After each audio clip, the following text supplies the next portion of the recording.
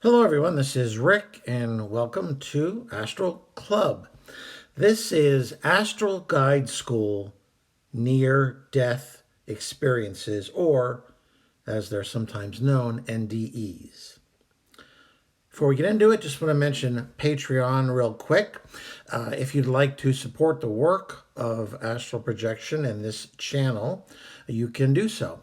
By joining Patreon, you can support us and you get advanced videos on Sunday, commercial free. And of course, we can email back and forth using that email, and you can ask questions and tell me about your experiences. We have two new patrons. Aku Sylvanius is Astral Ascended, and J.R. Broadwater is an Astral Master. Thank you very much. Next up, private lessons. If you'd like a private lesson to learn to astral project or just to increase your current ability with projections, I'd be glad to work with you. If you're interested, you'll find an email in the description where you can ask for more information. And of course, there's a link to the Patreon site as well in the description. I'll be honest with you, I've been avoiding the whole Astral Guide School thing now for a number of months. After everything that went on with the master, I just needed a break. I just wanted to get away from all of that stuff and just go back to the old days where I was just having my own experiences. However, I started feeling a little guilty, I guess you can say.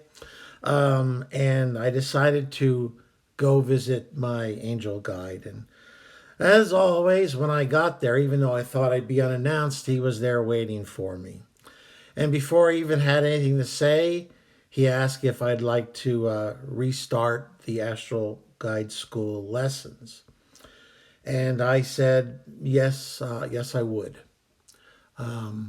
He then asked, well, what would you like to examine? Now, I hadn't automatically thought about that subject because in the past, they always come up with the subject. So I thought for a minute, and I said, I'd like to know more about near-death experiences, NDEs, how that works and what the process is like. And certainly I've seen videos. I've read a book or two about the experiences. But of course, I'm seeing it from the person's standpoint who's having the NDE. I was more interested in seeing the experience from the other side, from the guide's side, if you will. And so he said, fine. And a second later, after I blanked out, I found myself in a mid-astral plane. It appeared to be a nice, comfortable pastoral scene, some woods in the background, beautiful pasture, a few clouds in the sky. It was just perfectly warm, no insects, which is my favorite. And as I stood there, just kind of wondering what was going on, a pillar of light manifested itself right next to me. And it appeared like it was flaming, like it was on fire, but it was a brilliant white light. And I tried to reach out my telepathic signal to greet it, but it didn't work. I couldn't penetrate whatever this entity was. After a moment, it then talked to me and said that I should watch and learn. And that was the totality of my instruction. So we stood there silently for a moment. And then I felt a presence from far away starting to come closer and closer. And there was a signal to it. It was a weak signal, but it was getting a little stronger as the seconds ticked by. And I could sense that it was an older woman named Elsie. And she obviously was teetering on the edge of passing on. And she appeared before that pillar of light, and she was staring at this pillar of light, but I could tell she saw something else. I don't know what she saw, but I know it lit her face up. All I saw was the pillar of light, but she saw something else, I know. The pillar of light, I'll call it a he because I don't know what else to do, said, "Show me your life."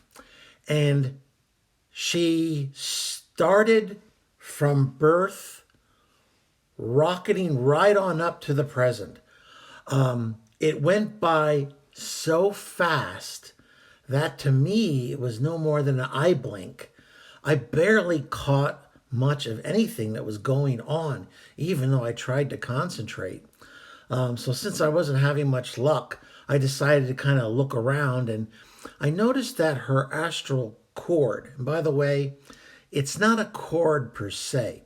What it looks like is an unkept bundle of fiber optic threads, very thin fiber optic threads that are just kind of moving, undulating, connecting the astral self to the physical body.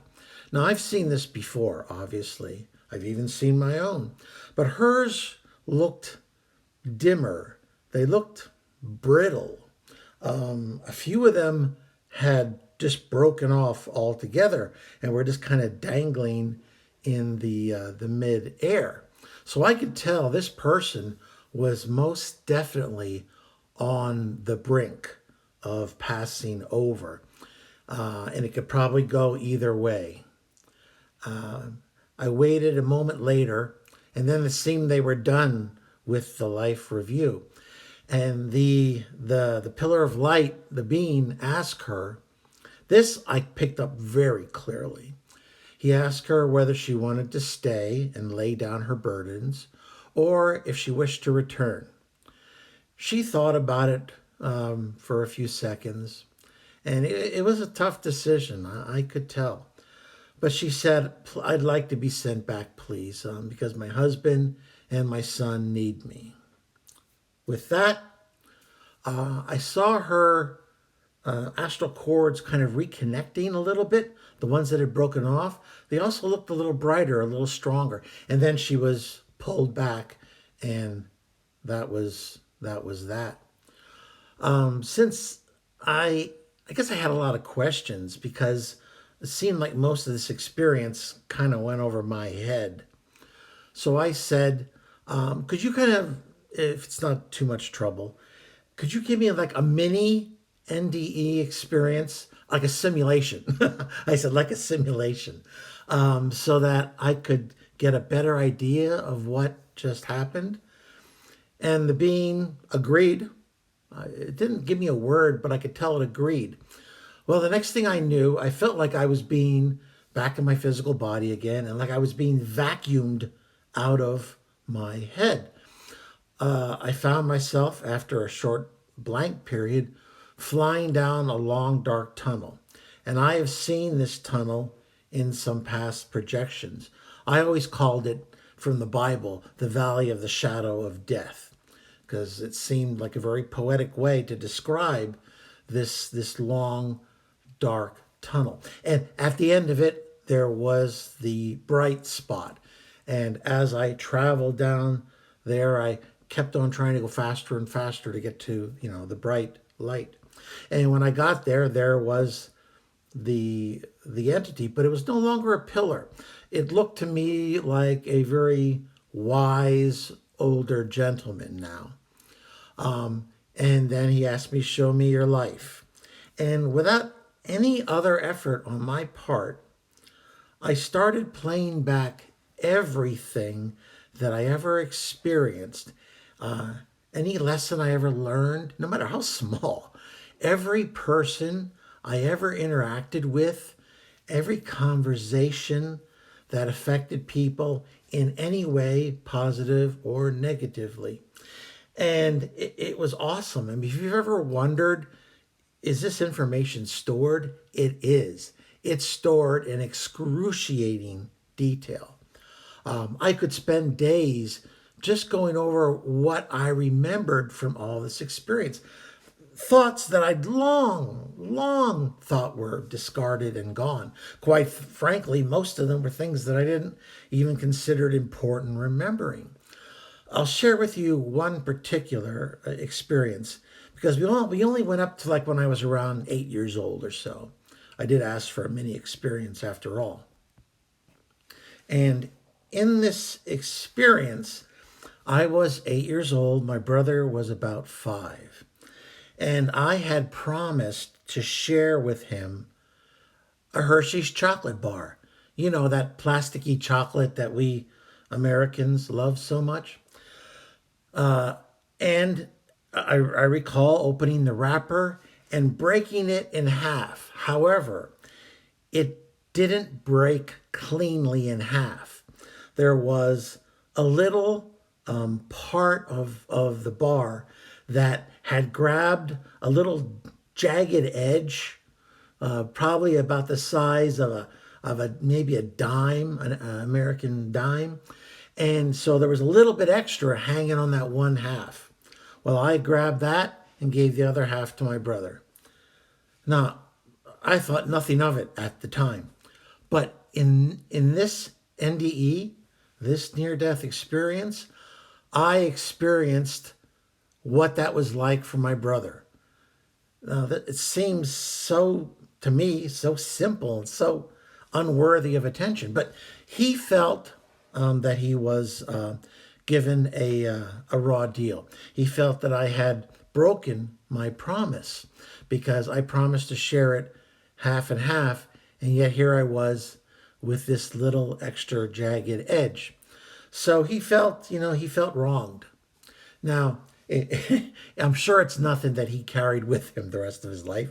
I'm quite sure he has no memory of this either. But I wanted to cite that particular experience because it was over in a couple of minutes.